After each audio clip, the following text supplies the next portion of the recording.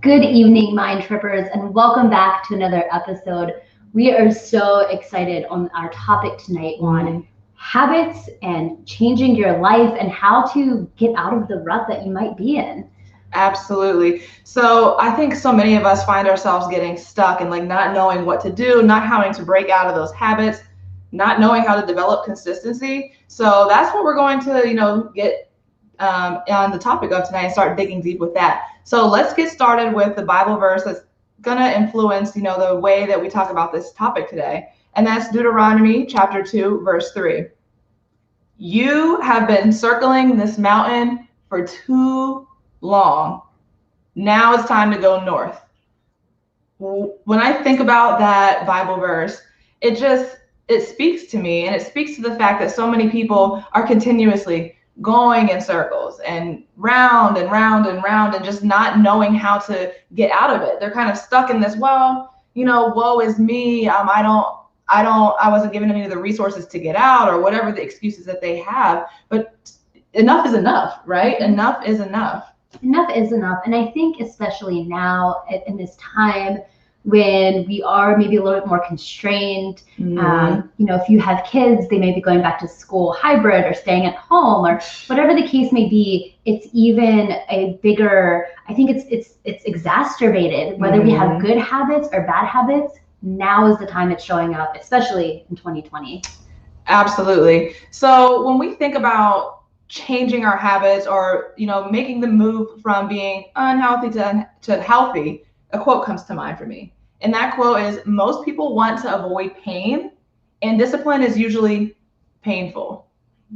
So I want to challenge you guys. What's worse, pain from becoming disciplined, or just that pain from continuously going in circles, not achieving your goals, and just being in that rut and continuously circling that mountain? What's worse?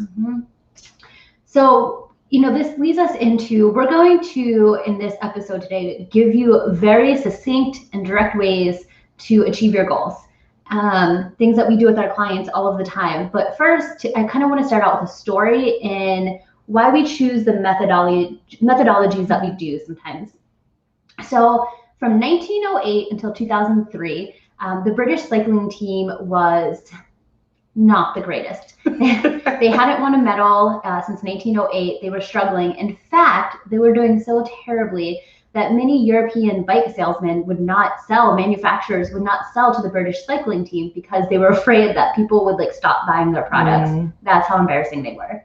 So in 2003, the organization hired Dave Brailsford. And as their coach, he coached them on how to achieve their goals and become more disciplined and become more successful. Now, this is a team that had a long-standing history of not doing well. And he did it by, I don't know if I'm going to, so the way he breaks that down is something called the goal of aggregation. And we're going to delve into that later. So before we explain the aggregate result system, let's talk about habits and how we even get into good or bad habits to begin with and why we stay stuck in them. So guys, habit is something that we literally do. It's a behavior that we engage in every single day. We can learn these habits from our parents in our childhood. We can learn habits from college roommates, from some of the peers that we hang out with. We could pick up habits from people that we work with. And no matter what, you can pick up habits from anywhere in your life. But think about some of the daily habits that you have. When you wake up out of bed, what's the first thing that you do? That could be considered a habit. I know most people, especially the millennials, and the Gen Zs or the Gen X, whatever, the first thing they do is check their phone. Like, oh, time to wake up. Let's scroll through social media and see what's going on there. Or you've got the people that want to go and check in their emails. Now, that is a habit that people get into every single day when they wake up. But what's kind of bad about that is you might be expressing anger or nervousness or anxiety throughout the day by what you see first thing in the morning. That's a bad habit. Yeah, and maybe for your life, it's a good habit. Maybe you do 10 minutes to check your news and scroll through social media that way. So habits in and of themselves are neither good or bad, right? But like you said, it's how they serve you. And if you think you don't have habits, we're going to challenge that. If you have animals in the house or small children, you know that you can reach for an item and not even say anything.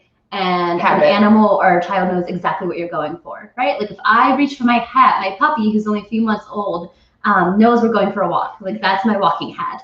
And so everything we do is a habit. Absolutely. I love when you take her for a walk, by the way. I just want to share, I've become a part of this habit when I come over on Wednesdays.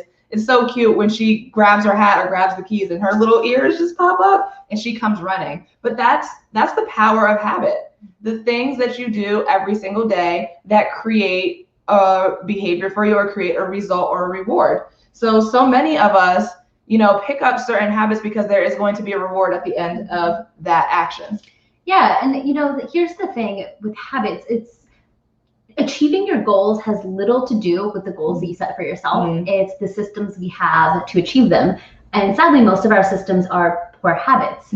And so we do almost the exact same habits day in and day out, and then set these goals for ourselves and expect us to all of a sudden change our actions. And that's just simply not how our brain works. Exactly. So let's kind of dig deep into the power of habits and how we find that habits can emerge without our consent.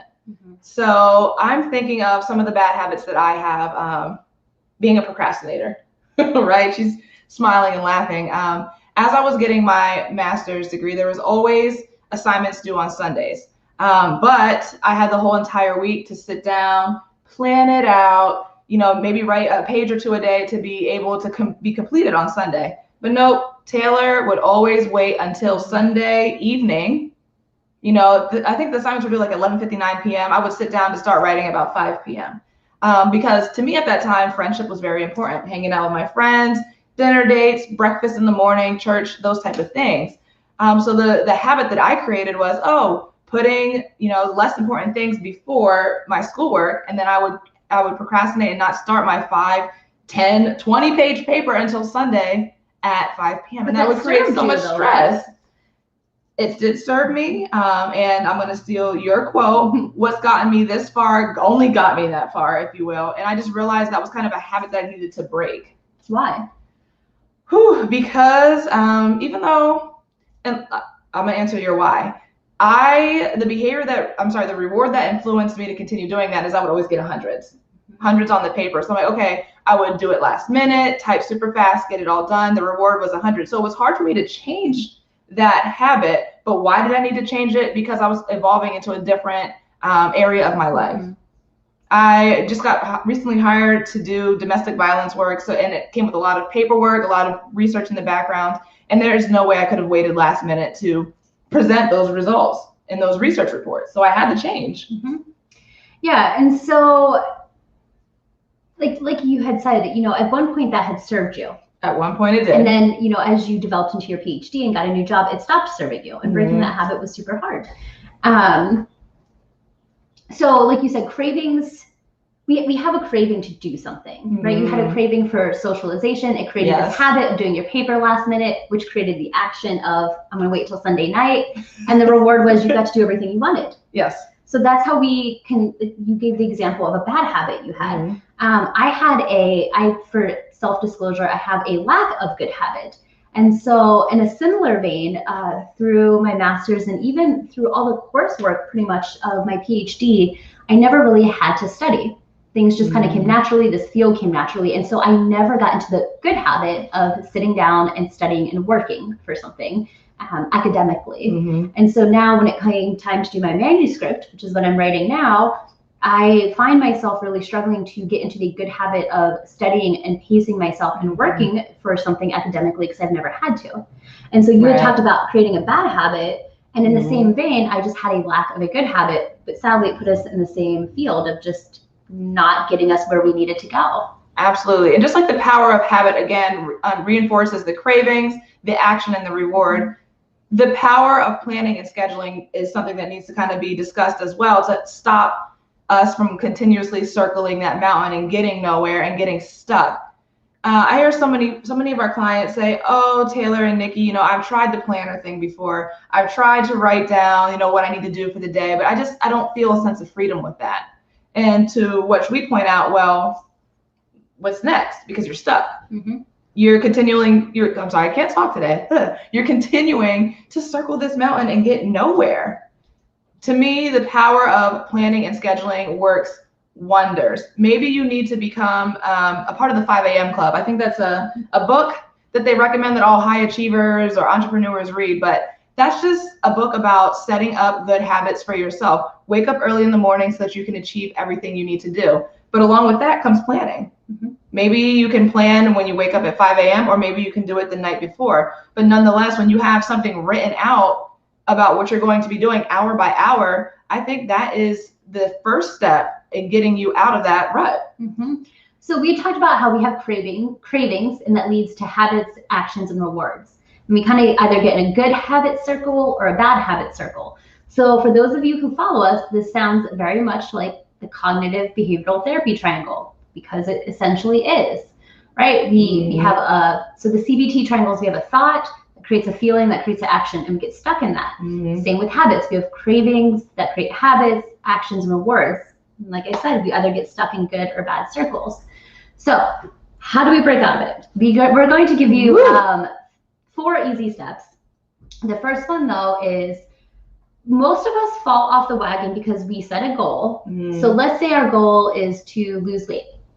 And then that's everybody's goal, January 1st, right? The New Year's resolution. Right? So, okay, goal is to lose weight. So we create action steps. Okay, I'm going to do that by working out and eating healthy. Okay, but why do you want to lose weight? We don't ask ourselves that. We have a goal and we have action steps, and we never ask what the function of that goal is. What is the function of our behavior this whole time? Well, I want to lose weight because I want to be able to play with my kids easier. I want to lose weight because I want to be more accepted by society, right? It's talking about, in that example of playing with your kids, it's being able to connect with them on their level. That's very important for your family, for your bonding. Or you feel like you would be more accepted by society in that way, which is a whole separate issue, but let's say that's the reason, right? It's avoiding feelings of rejection. So we have a very deep meaning function to all of our goals. The problem is we never dig deep. Oftentimes we ask clients, what's the function of this goal? I don't know, to lose weight, I already told you. Well, no, that's your goal. Well, I'm going to work out and eat healthy. Okay, those are your action steps. Right. Yeah, what's the function? And people get stuck. So the first thing that you have to do to either create a good habit or break a bad habit is figure out what is the function of your current habits that you have. Why are you doing these things? And how does it serve you?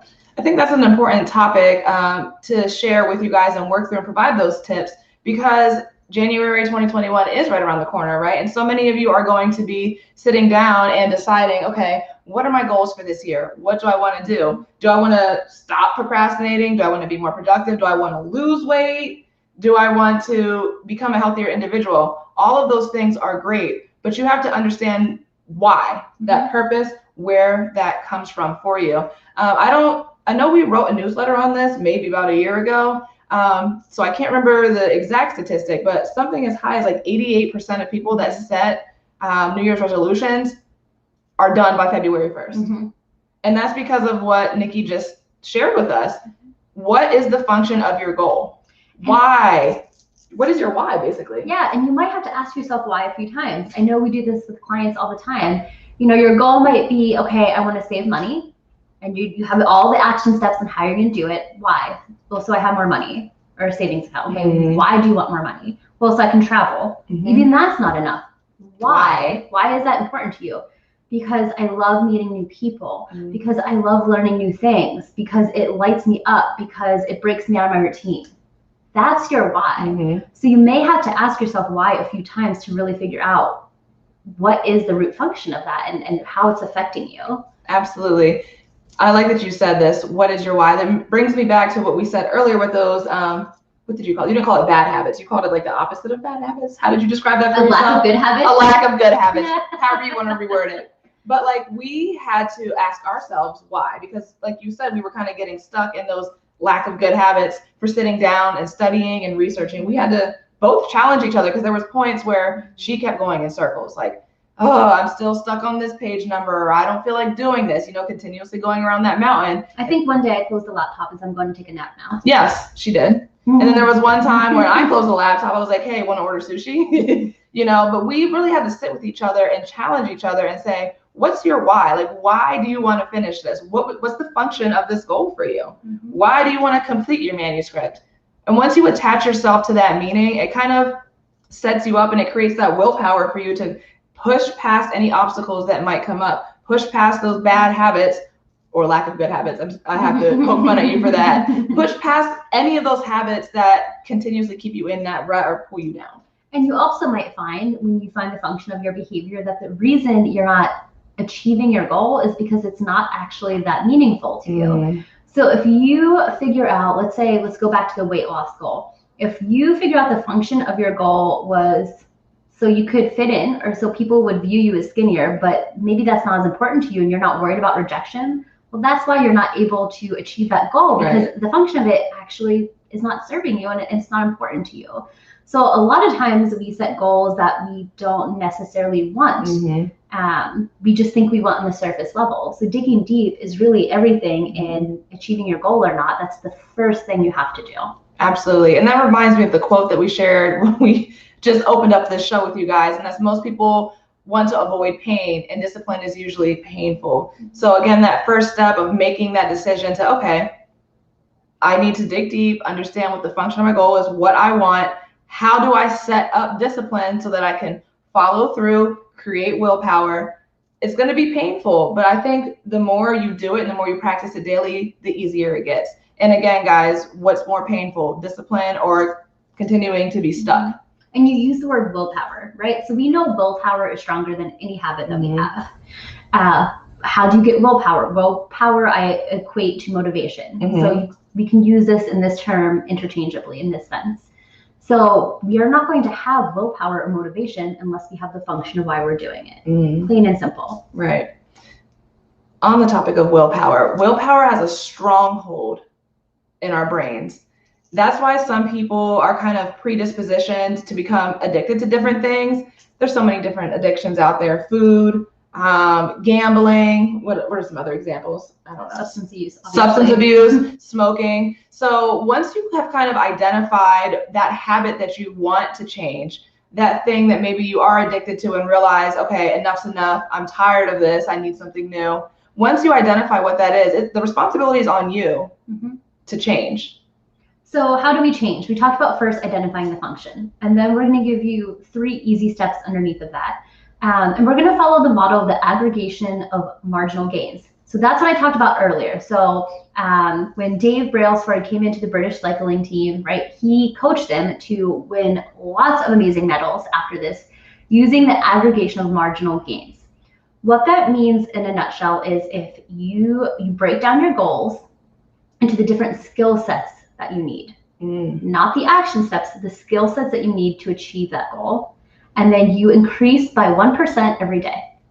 Now, I know this sounds silly, but the reason, firstly, when we increase something by 1%, it's something we can manage, something we can do, and we automatically just start accomplishing things from day one, right? The other reason it's important is, I'm trying to think of an example. Okay, think of an ice cube. I set an ice cube on this table, right? Let's say it's 17 degrees in here. Okay, the ice cube's frozen. At 18 degrees, still frozen. 19, still frozen, on and on. 31 degrees, this ice cube's still frozen on my table. But that one more percent, 32 degrees, ice cube starts to melt, right? And so each little notch will get you closer until you can have this epiphany at the moment that you need it. I'm so glad that you mentioned that, and it just shows that the chipping away of a goal, right? So many people set a magnificent goal for themselves, or like a life change that they want, and it's good to set those big goals, but people really, they give up once they realize, oh, change isn't happening quick enough. Yep, you don't see it. You didn't see the ice cube melting. Right. So the motivation is lost and people just give up. You know what, whatever, I wasn't meant for that anyway. Come up with these excuses, throw a pity party. Again, the woe is me. I'm just gonna, circle this mountain one more time. But I really like that you introduced that to our viewers today, that 1%. The 1%, just figuring out what skill set do I need to achieve that goal. I think that takes it a step deeper, because so many therapists, life coaches, or just people who provide advice tell you that you want to list out the steps to achieve, right? So I love that advice that you just shared. That's different. Because again, we all know action steps. That's one part of it. That's the easiest part. Right. Again, what skill sets? Do I need to increase my communication skills in order to achieve this action step to achieve my goal? right? It's breaking it down smaller. So this 1% can be for better or for worse. So we know that habits compound each other. So just like, let's say you have interest in your bank account or on a credit card. So if you have interest in your savings account, it compounds and you get more money. If you have interest from a credit card, that interest is going to keep compounding based on the debt, and it's going to get bigger, right? So habits work in the same way. They compound, they build on top of one another. So let's say the ice cube starts melting at 32 degrees, it starts to melt. And then a minute later, it turns to 33 degrees. A minute later, it turns to 34. Not only is it increasing by the degree, but it's compounding because it's been sitting there and then the degrees have been increasing as well. So you have time and degree. Same thing with your habits. When you increase by 1%, plus over time, it doubles it, actually more so. Same with bad habits though. The longer you stay in bad habits, the longer you circle around that habit, that mountain, it exacerbates, it compounds, and then it really has some negative life-altering effects. It does. So that kind of reminds me of a tip that I wanted to kind of slide in there, and that's tracking your success. So many times, again, people give up because they don't see the change happening before their eyes. But when you journal, or even when you, like I mentioned earlier, the power of planning, the power of notation and taking notes and recording, you can flip back like months and say, okay, let me look back to July. Wow, I really did change a lot. Wow, like look at the compounding of my efforts and my willingness to bust through that willpower and change my habits. You have to track. You have to track so you can look back and actually be proud of yourself and have something tangible in front of you. And I think you bring up a good point. You know, it takes us years to form habits. Albeit good, bad, or neutral, it takes us years to form them. And then we expect to set a goal and write down action steps and then to achieve it overnight. And it's not realistic. So, you know, the aggregation of marginal gains is, you're not going to necessarily see it on the day-to-day. And that's what makes it difficult, I think, or it could be an obstacle, but it's what makes it realistic because it makes it long-term and sustainable. I feel like let's apply that aggregation of marginal gains to somebody who is consistently working out or trying to just create this healthy lifestyle for themselves. I'm thinking of maybe somebody's like, I want to increase my mile time. So me, guys, my mile is horrible. I've always been bad at cardio, except in high school. I think I ran the mile in like under 9 minutes. But if you put me on a treadmill now, my mile is about 17 minutes, which is pretty bad. But let's say that's something that I wanted to improve. What do you think? I'm gonna put her on the spot. What do you think? How can I improve that 1% each week? So you should not put me on the spot with my math. So let's say we were to divide. Not time-wise, but like what are some skill sets or some actions that I can do to increase? Maybe. Yeah, well, I don't want to jump to the time and then the skill sets too. You know, so one way to increase by 1%, you would take that 17 divided by 7 and see, divide that into what would equate to 1% each day to get to your goal. Okay. Right? I'm not a mathematician, so she got I'm definitely not either. Not in this case. That was a tough one. And okay, what skill sets do you need? You might need to change your workout time. You might need to see like when is your optimal energy. I like that. Right? Yep. Because that's I wouldn't necessarily say a skill set, but something you need to do at optimal time. I would say self-awareness is definitely a skill set. So knowing like, okay, if my energy, like for me, for example, I'm a morning person. Like I love to go to the gym in the morning. I've tried so many times to go to the gym after sessions at 6 p.m. and I have my bag ready and I'm like, no. So you're right, just being self-aware. What time of the day do I have the most energy and what time can I get this done? Other skill sets are stretching, form, how you put weight on your feet, right? So if you increase all of those things, so your form when you run, how you stretched before, the time of day you work out, just those 3 things. I'm sure there's more, but let's just take those basic 3 things. And you increase each of those 3 things by 1% every day, you're absolutely going to see time down at the end of your 7 days. Wow. I think I want to start applying that because I'm trying to get back into the gym, guys. I'm trying to get my mile time to 9 minutes again. So we talked about identifying the function of your behavior and then writing it down. Yes. Tracking it, right? So the third out of the 4th thing is creating cues in your environment. So what that means is we have to be reminded. When we have cravings, we have to one, either we have a craving, we want to see something that's going to remind us away from it, or have a cue in our environment that will remind us to have a good habit. Right. So for example, I love fruits and vegetables and I always buy them. I put my fruits in the crisper drawer in my fridge because I want them to stay good as long as they can. Then I open the fridge and I don't see them in the drawer. And then I like turn behind, my pantry's behind me. I turn to my pantry and like we'll grab chips or something because I'm too lazy to open the drawer. I don't see it there. I honestly do forget. Like sometimes I go to clean out my fridge on like grocery day and I'm like, oh darn, I have these blueberries. I forgot I have them. Right, so I would change that cue in my environment then to put my fruits out on like a basket on my table, so that when I walk in the door, I can see, oh, I have apples and oranges today, and then I can like go for it instead of forgetting that I have it. So you have to create cues in your environment to remind you of the thing that you're working toward. Absolutely. So with that being said, relapse is something that's going to happen as well, guys. So you have to set your environment up to kind of prevent that from happening too. So just like she said, I'm going to put this bowl of fruit on my counter so that I can see it. But that also means getting rid of some of those other maybe unhealthy foods, since we're going with that example, in your environment. When you still have the things that cue you or that trigger you to be pulled back into those bad habits or unhealthy eating patterns or whatever it is for you, you're going to naturally fall into it, especially if you have a bad day, especially if you're having some anxiety and you're just like, I don't want to eat this apple. I want to eat the Oreo, right? So you have to kind of create obstacles in the way that's going to help prevent that relapse for you. Yeah, and like you said though, relapse is going to happen. We're only human. The key in maintaining good habits is not letting the relapse happen twice, like whatever time frame you set for yourself, right? So in going to that example, like you said, you're going to have cues in your environment to healthy eating. You know what though? It's just been a terrible day. I don't want to. I want a whole pizza. Instead of having the frozen pizza ready and in the fridge, go someplace to pick it up, right? Drive to the store to get a bag of chips then, and then kill the whole bag of chips, fine. The point is to give yourself one small obstacle to make it harder to relapse than what it is to achieve your goal. Right? It's easier to reach for the fruit on the table. If I really choose to relapse, I have to go out of my way to make that happen, which is fine because again, relapse will happen. Now, don't then have the leftover pizza the second day in a row, or don't then order McDonald's or whatever the second day. The point is to not have relapse happen twice. Right. To have your relapse moment, and then the next action step that you make it be your healthy choice.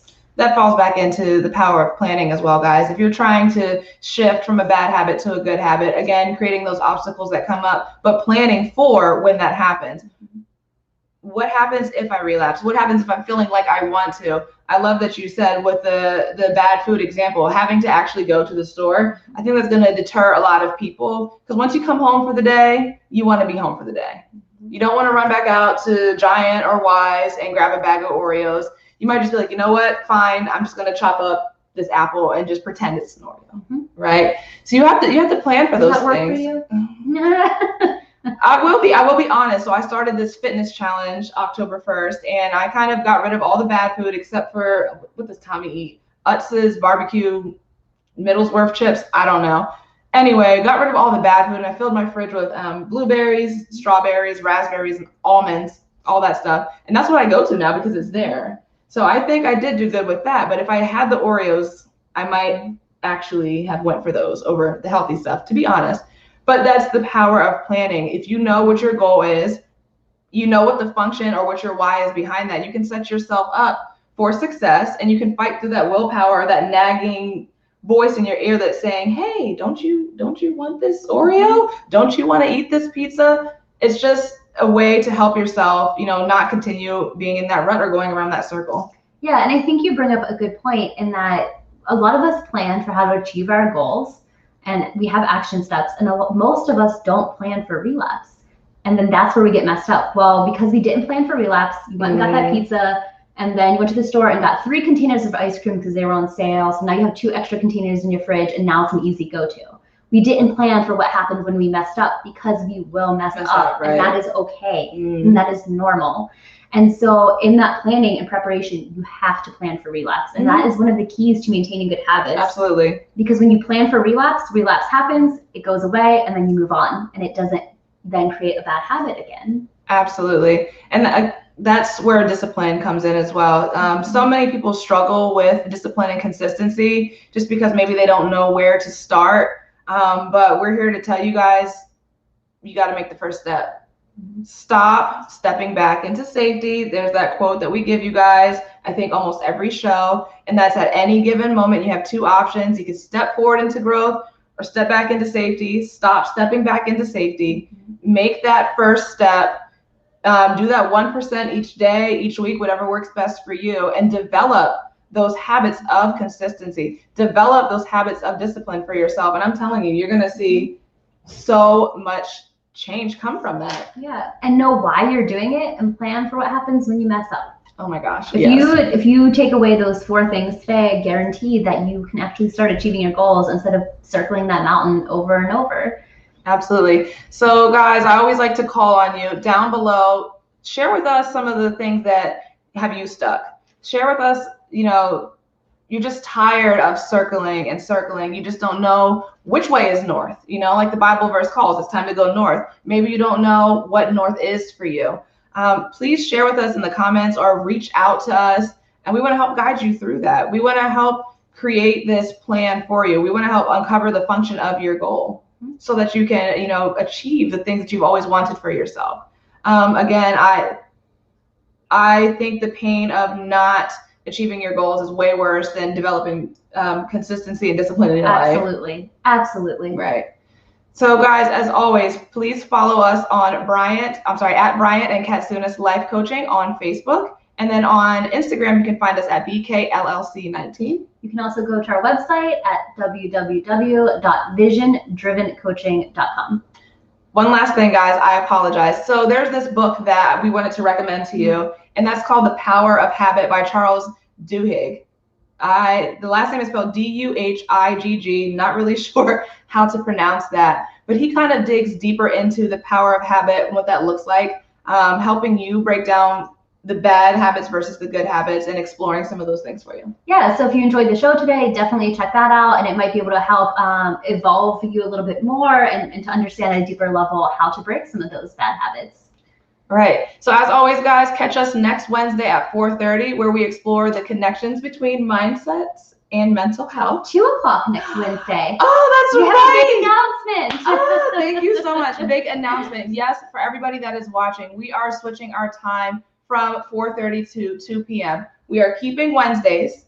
This is the time slot that we feel like works best for us, but 2 p.m. we're going to be in a brand new time for you guys. So Wednesdays at 2 p.m., I do apologize. Mind Trippers, where we explore the connections between mindsets and mental health. We'll see you next week at 2. Have a great evening. Bye, everyone.